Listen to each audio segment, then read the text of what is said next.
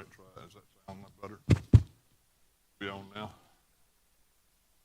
I think everybody heard 2 Corinthians 4, so beat that. But tonight will be the last Wednesday night for a couple of 3 weeks that we study together from 2 Corinthians. We've got several things coming up. Of course, Christmas Day next Wednesday, we're not going to have a service, and the following Wednesday we have our special gathering in the back. And what Joel was sharing with us is that's kind of an amended singing night for the upcoming year. Singing night for, well, let's not critique it. It hasn't been as popular with attendance as maybe some of our other services, and we're trying to maybe make some adjustments that would encourage that. We'll have about half of our time after the meal singing, and then the other half of the time we'll have one of the men of our congregation sharing devotional time with us, a little bit more length than just a few minutes that we historically or traditionally done. So everybody make plans about that in the upcoming year for our singing night. Look forward to that. 2 Corinthians chapter 4, Paul is defending himself and his reputation and his message and preaching and his, the motivation that he had for preaching and for teaching the things that he taught. And the reason he's having to defend himself and his companions is because there are false teachers that have come to Corinth and have accused Paul of being less than sincere. Okay?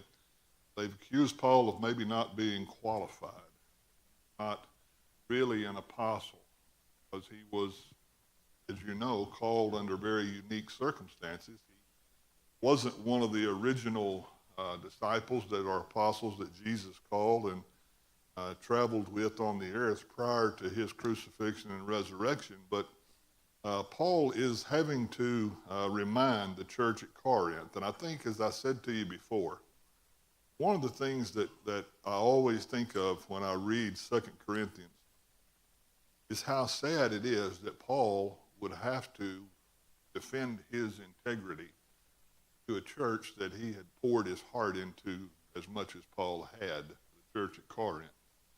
As many visits as he had made, as many letters as he had written, many hours, weeks, months of his life were invested with that congregation.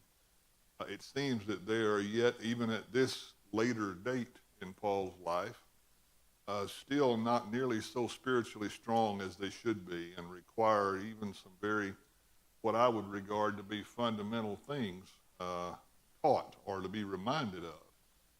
And one of those fundamental things is that the gospel is a sure measure of a man's character or integrity. Now, I'm picking up in chapter 4, verse 1. Let's read together a little bit, and then we're going to back up and talk about it for a few minutes this morning or tonight. He says, "Therefore, since through God's mercy we have this ministry, we do not lose heart. Rather, we've renounced secret and shameful ways. We do not use deception, nor do we distort the word of God. On the contrary, by setting forth the truth plainly, we commend ourselves to everyone's conscience in the sight of God. And even if our gospel is veiled, it's veiled to those who are perishing. For the God of this age has blinded the minds of unbelievers so that they cannot see the light of the gospel that displays the glory of Christ, who is the image of God. For what we preach is not ourselves, but Jesus Christ as Lord, and ourselves as your servants for Jesus' sake. For God, who said, 'Let light shine out of darkness,' made his light shine in our hearts to give us the light of the knowledge of God's glory displayed in the face of Christ. But we have this treasure," he says, "in jars of clay, to show that this all-surpassing power is from God and not us. We're hard-pressed on every side, but never crushed. We're perplexed, but not in despair. Persecuted, but not abandoned. Struck down, but not destroyed. We always carry around in our body the death of Jesus, so that the life of Jesus may be also revealed in our bodies. For we who are alive are always being given over to death for Jesus' sake, so that his life may also be revealed in our mortal body. So then death is at work in us, but life work in you. It's written, I believed, therefore I've spoken. Since we have that same spirit of faith, we also believe and therefore speak. Because we know that the one who raised the Lord Jesus from the dead will also raise us with Jesus and present us with you to himself. All this is for your benefit, so that the grace that's reaching more and more people may cause thanksgiving to overflow to the glory of God. Therefore, we do not lose heart. Though outwardly we're wasting away, inwardly we're being renewed day by day. For our light and momentary troubles are achieving for us an eternal glory that far outweighs them all. So we fix our eyes not on what's seen, but on what's unseen, since what is seen is temporary, but what's unseen is eternal. Now, it's pretty obvious if you reflect at all during the reading of that chapter that Paul is explaining to the church, defending to the church, the fact that his motives, along with those who were his companions at any time during his ministry, that their motives in preaching the gospel were never impure. They didn't have any selfish motivation. That they weren't trying to gain personal recognition. They weren't trying to receive some physical reward. That they had the glory of God as their motivation. It was the pure gospel that they proclaimed. One of the questions that I think we ought to answer fairly or honestly is what benefit is there to us 2,000 years removed from Corinth and this letter? What benefit is it for us to read about Paul addressing a conflict between the church in Corinth and he and his other preaching companions? What benefit is it to us to read this? How does it help us? What do we learn? Or why did the Holy Spirit choose to, and I'm not asking you to get into the mind of God, just make some observations about, is this just history that we're reading? Is there some practical reason why he tells us and shows us how deep his feelings are, his love is for the church in Corinth, so much so that he probably says things that he wished he never had to say? What benefit is there for us in this?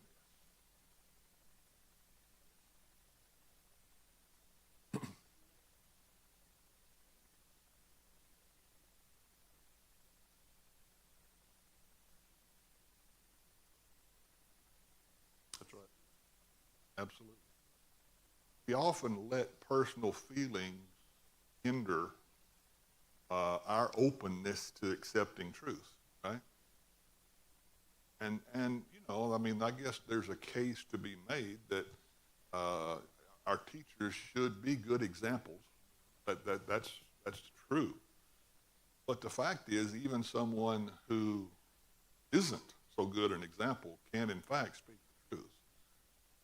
But particularly, I think it's dangerous, and I think when I read this chapter, I always think of, or wonder maybe, how could the church possibly have watched Paul's life and his companions while he was in Corinth, and even hear about the things that are going on elsewhere during his missionary travels, and conclude that he had some kind of selfish personal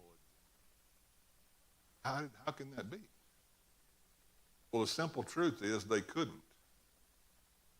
But they had to make that accusation because they couldn't deny the truth of the gospel that he preached. So they had to attack him as a person. They had to make accusations, even if they're unfounded, right? Even if they have no basis. Just the fact that they made the accusations caused the church in Corinth to at least be confused. And he's going to tell us in this letter, maybe even seduced into believing some of the things that these false teachers were telling them. But he's pretty clear. We're not preaching ourselves. We didn't come representing ourselves. We didn't come with any selfish agenda. And one of my favorite statements in this whole chapter is, what we preach is not ourselves, but Christ as Lord. Christ as Lord. And ourselves as your servants for Jesus' sake. What a motto for a teacher or a preacher of God's word. What a statement to be able to make. What a powerful summary, right, of the motives of a sincere teacher. Backing up to verse 1, he says, therefore, since through God's mercy, we have this ministry. We have this ministry. What ministry do we have? What ministry is he talking about? And what is a ministry? Let's take it one at a time. What's he talking about? What's he referring to when he says, since we have this ministry? He's got something in mind. What is it? Okay, if you back up in chapter 3, you remember anytime you come across the word therefore, what are we talking about? We're drawing a conclusion of what's gone before, right? We're making an application of something. So in saying therefore, since we have been, through God's mercy, we have this ministry, we back up into chapter 3, and you remember he compared and contrasted the ministry of the old covenant with the ministry of the new covenant. Remember, we talked about that last time in some detail. That one of them produced death, one of them produced life. One of them was written on stone, one was written on human hearts. And he refers to, in verse 8 of chapter 3, the ministry of the Spirit. Ministry of the Spirit. But he's talking about the message of the gospel. He's talking about the preaching of the gospel. He's talking about the work, Will, of carrying the good news to people who need to hear the good news. And he said, since we have by God's mercy received or been given this ministry, this blessing. No, I'm trying to be careful how I say this. I'm afraid that sometimes we view our responsibility as communicators of God's word, as evangelists, as sharers of good news, that we view that as a task or a job or a responsibility or a burden to be borne or dealt with. How does Paul view it? What a privilege. What a blessing. In fact, he says, since through God's mercy we have received this ministry. And he explains a little bit further in chapter 4, verse 13. It's written, I believe, therefore I've spoken. Since we have that same spirit of faith, he says, we also believe and we therefore speak. In other words, just based on our message, our devoting ourselves to sharing the gospel with other people isn't a job, it isn't a responsibility, it isn't a task, it isn't a heavy burden to be borne. It's a privilege. It's a privilege. And I suspect that if we had really good news to share about almost anything else, we would regard it to be an opportunity, wouldn't we? I mean, if you had heard, if someone had discovered in the last few days the cure to cancer, and they called you and shared that information with you and asked if you would help spread the word, would you say, oh, have I got to? I mean, I'm too busy, right? I have too many other things going on. You see my point. I mean, when we really view something as good news, we don't simultaneously or at the same time view it as a task or as a job or as a burden. It's an opportunity. It's a privilege. It's a priority, right? Priority. I think it's a sad thing, and I'm as much involved with it as anyone else is, that the church of the last several generations has been has been dealing with evangelism, which is what we call sharing the gospel, has dealt with evangelism as if it were some kind of special skill to be mastered or some kind of job to be performed or responsibility to be carried out. Now, in the sense that we would be hypocritical to withhold good news, I guess it is a responsibility. But in the sense of it being a difficult task, a great sacrifice of our time, it's not that at all. It's not that at all. Why do you think we view it that way, to the degree that we do? Why do you think we talk about preachers, I say we, that preachers generally approach the subject of evangelism as if I pull out a stick and we've got to get busy. We've got to do this. We've got to get after the task. You know? Why is it that way? Why do you think it's that way?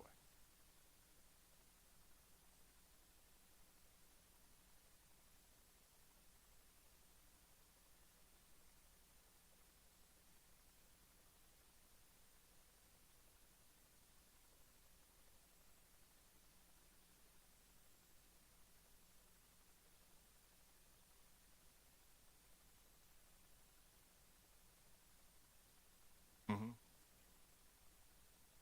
That's right.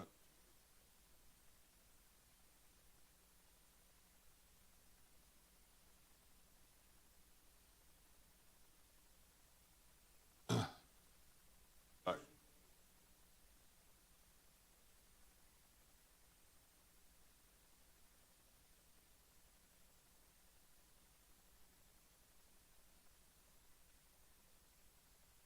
Well, it's amazing how much energy he spends and how many words he records in just this chapter, explaining that the preaching of the gospel, of the sharing of the good news, has in fact cost me a lot of things that other people value very highly.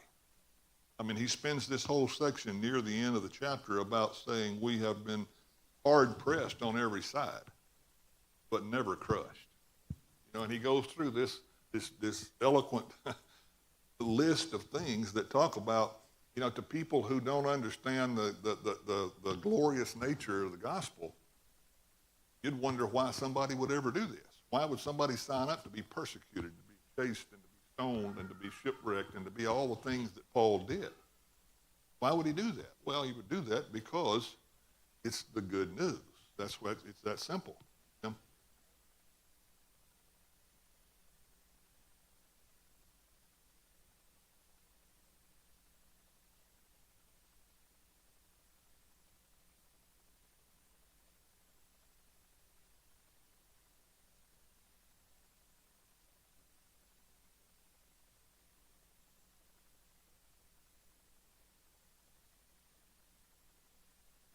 Check the box.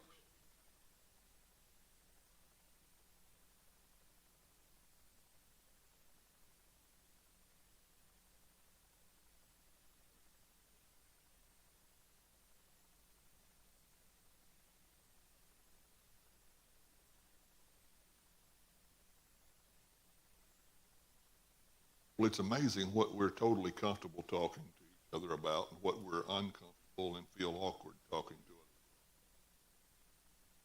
Yeah,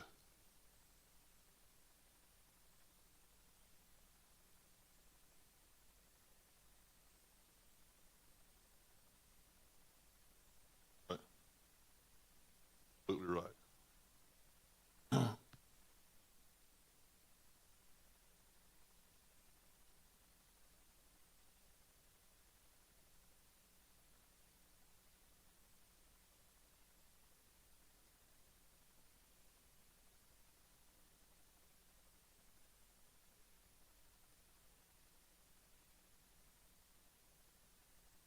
Right.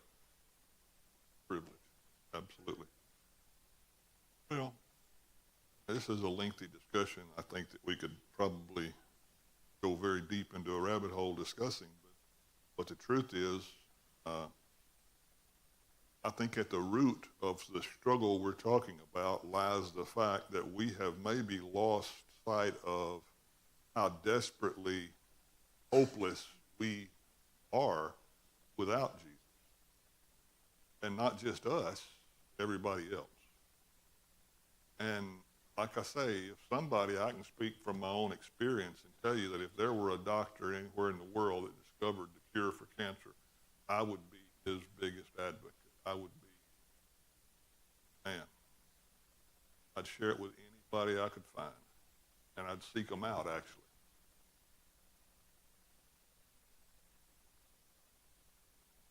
Yes.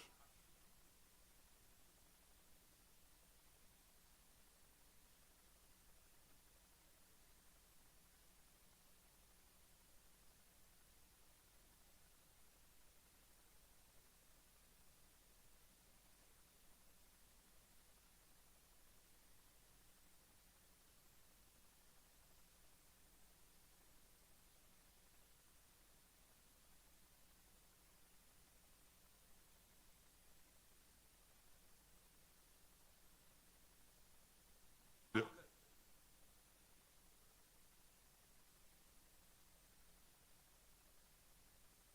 Mm-hmm.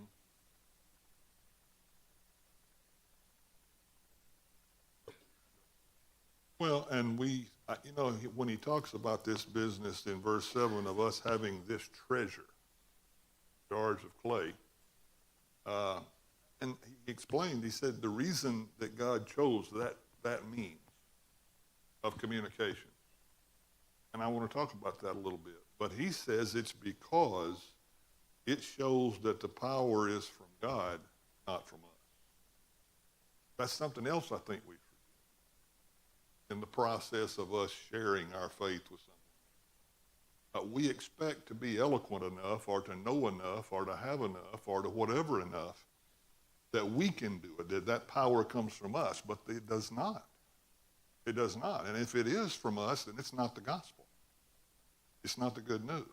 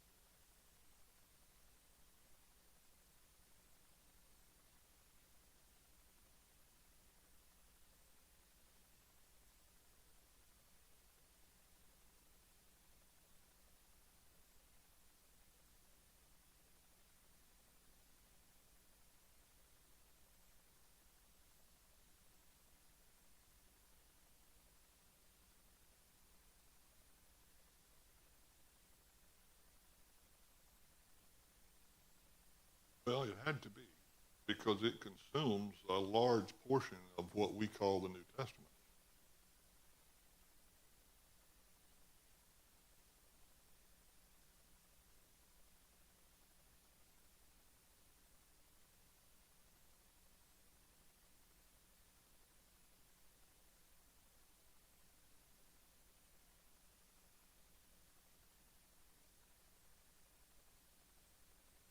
Yeah.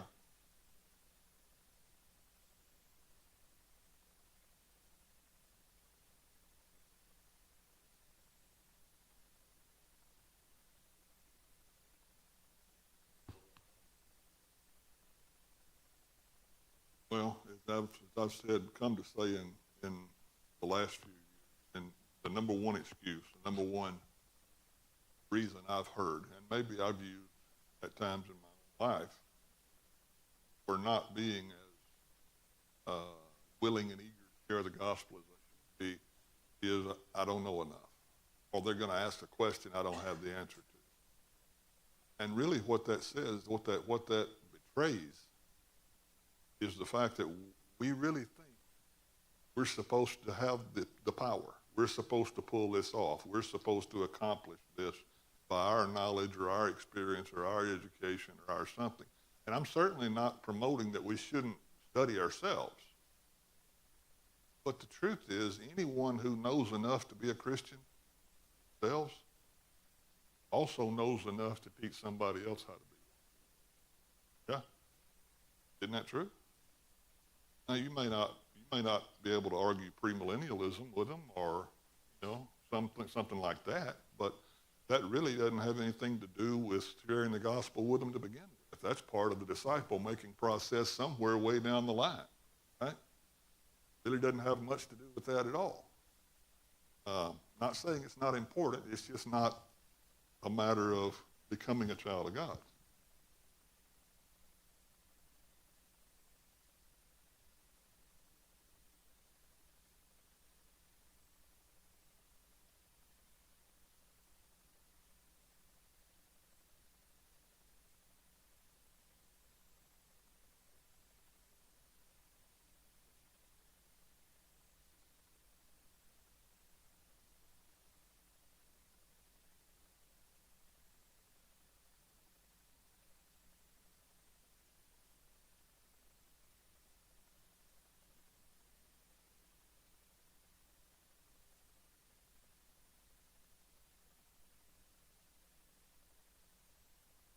And even in the presentation, in the conversation with someone, I've always had a little bit of trouble. I know what we're trying to do. I appreciate it. Okay, so I'm not being overly critical. But I've always, to be honest with you, been a little bit concerned about teaching people to memorize steps and answers and those kind of things, because I'm not saying that there aren't people that'll listen to that. But there aren't too many. There are a whole lot of people, though, that'll sit down and have a cup of coffee with you and talk. There are a whole lot of people that'll become your friend, listen to what obviously is important.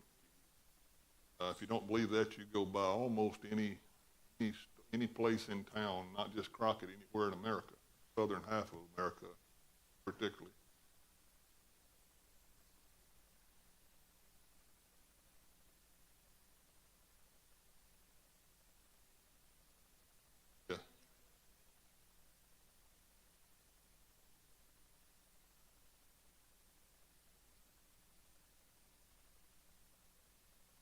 Well, this whole conversation has to do with bringing it back to the Corinthian situation with the fact that Paul is being accused of being insincere,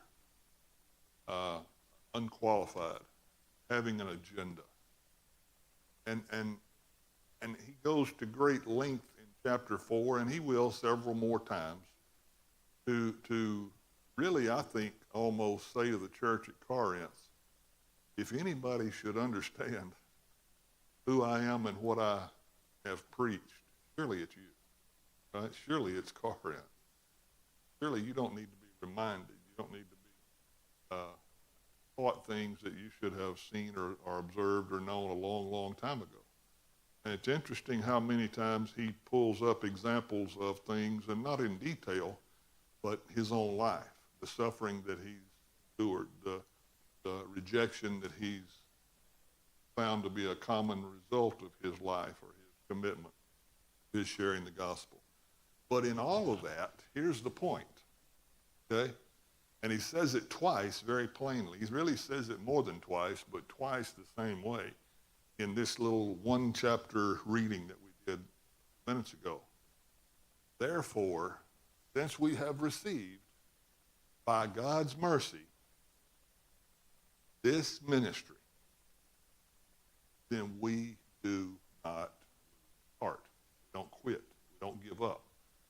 We don't allow ourselves to be sidetracked, because who is the one who does the sidetracking or the discouraging or promotes blindness? Who does that? The devil does. He says the prince of this world is the one who has blinded unbelievers. And that's who's done that, okay? We're not of that kingdom anymore. Remember, Paul said to the Colossians, we've been removed from the kingdom of darkness and transferred into the kingdom of light, light of his son. So, if that's true, then it's only reasonable, it's only logical for us to, and I guess I want to ask the question and ask you to think about it just for a minute before we run completely out of time.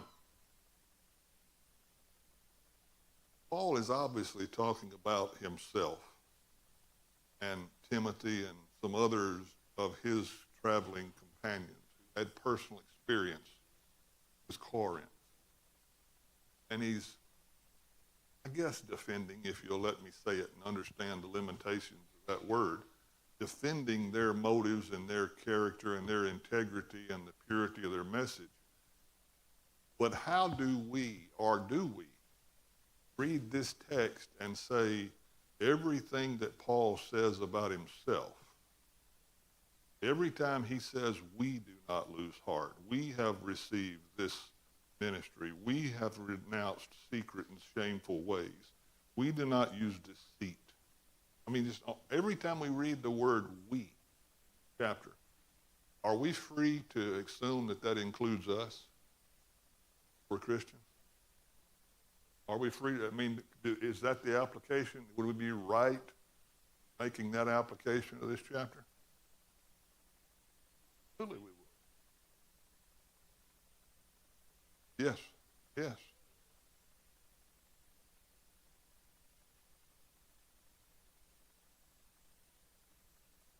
It is. It is.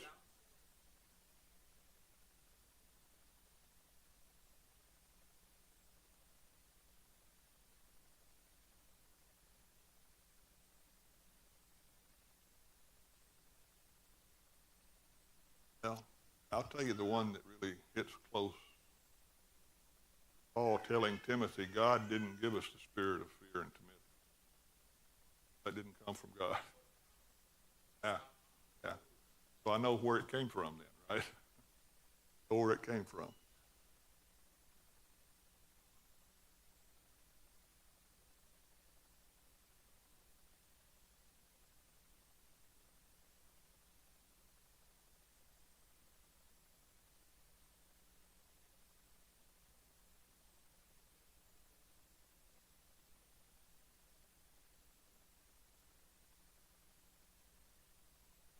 Right. Well, the conclusion of all this is verse 16 beginning again. Here he says, therefore we don't lose heart. Like he started the chapter. Though outwardly we're wasting away. Is that true for us? It is true for us. We're all living proof of that. Yeah? We're all living proof of that. Though outwardly we're wasting away, and that's not, doesn't mean, well, you get the point. Yet inwardly we're being renewed daily. Who does that? God does that. Why does he do that? Because the Spirit of God lives in us. Okay? And what that produces, he says, is a recognition that the light and short-term, temporary struggles that we face are not even worth comparing with what we have in store, not just in the future, but in our present life. Is the power of God available to us today? Is it? I mean, we talk about heaven and how wonderful all that's going to be, and it's worth it to be able to go to heaven. Is it worth it to live our life today, now? Sure it is. Absolutely it is. He says, for our light and momentary troubles are achieving for us an eternal glory that far outweighs them all. So, we stop looking at the things people, men, at, and start looking at the things God. I'm embellishing on what he says there, but that's what he says there. Paul in Colossians chapter, flip over there right quick. Colossians chapter 3 tells us at the end of chapter 2, we have died with Christ and been raised with Christ. Since we've been raised with Christ, verse 1 of chapter 3, then set your hearts on things that are above, where Christ is, seated at the right hand of God, and your mind on things above, not earthly. So there we are. We're called to a higher plane of living, thinking in all facets of our life.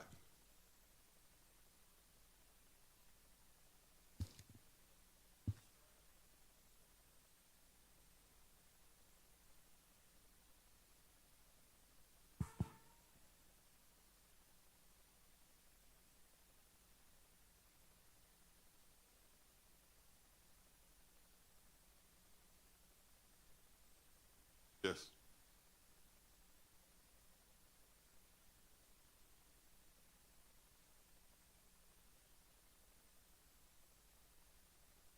Yes.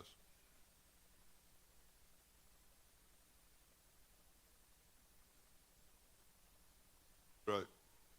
Home looks better all the time, doesn't it?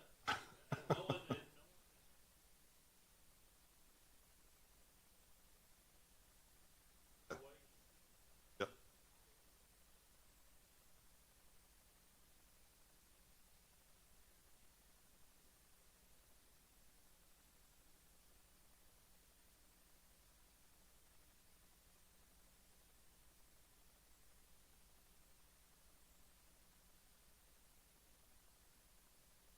Right.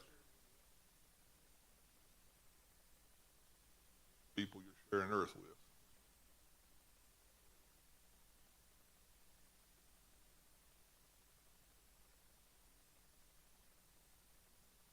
Now, if you look at Paul, and Paul would be insulted at me using this comparison probably a little bit, but look at Paul and what he says and how he reacts and how he responds, particularly as he grows increasingly spiritually mature. And watch how Jesus handled the rejection, hardship, and the struggles and the frustration and all those things.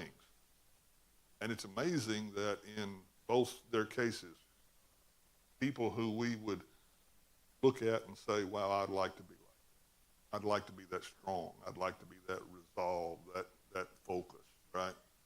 Undistracted.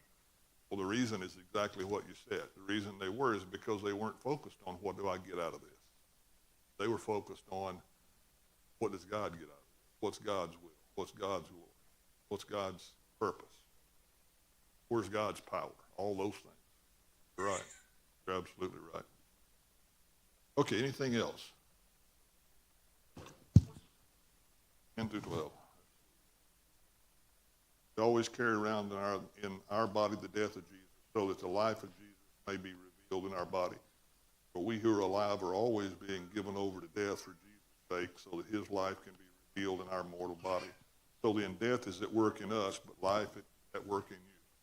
I think that's one of the places where he has specific, I'm not saying it doesn't apply to us, but he has specifically in mind the fact that the apostles and him and his companions, more specifically, are facing the threat of death everywhere they go. And you know that there are times when Paul acknowledges we were afraid, we thought we weren't going to survive this. Several different situations where he was unsure of his physical life. And I think he's using that. Why would a man risk his physical life for someone else's benefit unless his motives were spiritual and pure? Does that make sense?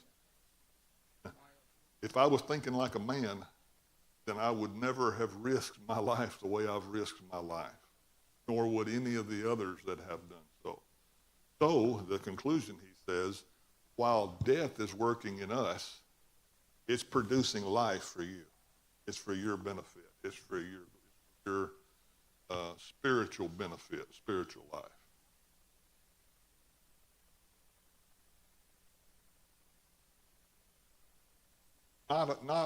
Not in the same sense anyway.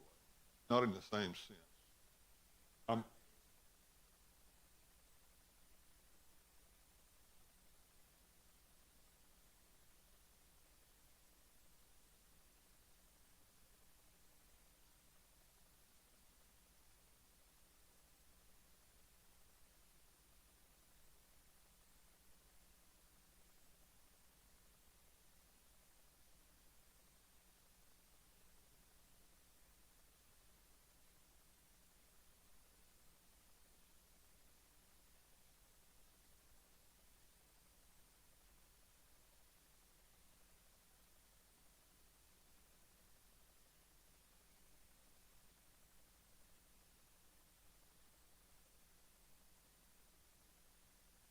Well, that is exactly why I think Paul, he hasn't come out and said it so many words yet,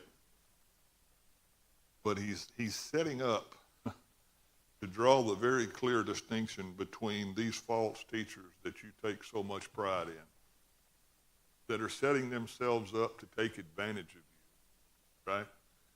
Trying to impress you with who they are and what they have and what education they've got and what all these credentials.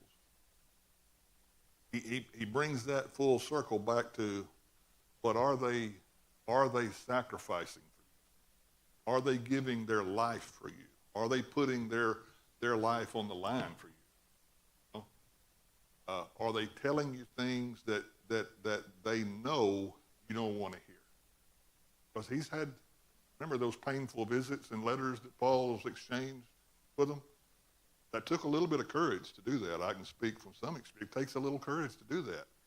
He had to decide, I'm not trying to make them happy and please them, I'm trying to tell the truth, right?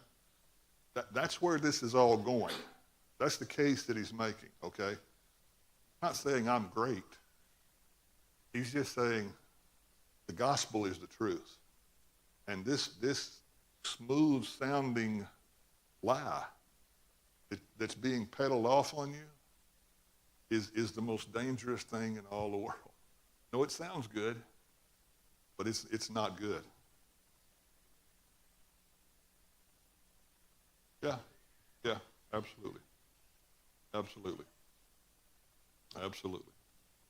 Okay, anything else before we pause for tonight? I love the analogy or illustration of treasure of the gospel put in a clay pot. No, and I'm the clay pot. You are too. That's beautiful illustration. Beautiful illustration. Undeniably God's power at work. I don't know why he entrusts us or trusts us that much, but let's pause there and place a mark, if you will, on chapter 5. We're going to talk about the resurrection and us anticipating the resurrection in chapter 5. That'll probably lead us to some pretty good discussions, but also what that produces in our everyday life, right? What that produces confidence in us. As we come to the end of our service tonight, our time together, our study together, and our singing and praying together, I would just, as we always do, ask you to reflect on the fact that God has chosen against all deserve and all even makes sense to us, against all odds. God has decided to love us when we don't deserve to be loved, to forgive us when we don't deserve to be forgiven, to trust us to be his representatives on earth when we sure don't deserve to be trusted. And the reason he can do that is because he has the power to make us who he wants us to be, if we're willing. If we're willing. And that's always the fly in the ointment. It always comes down to that, if we're willing. I want you to think about that tonight as we stand and sing the song JD's picked out for us to sing. If we can help you, please let us know how while we stand.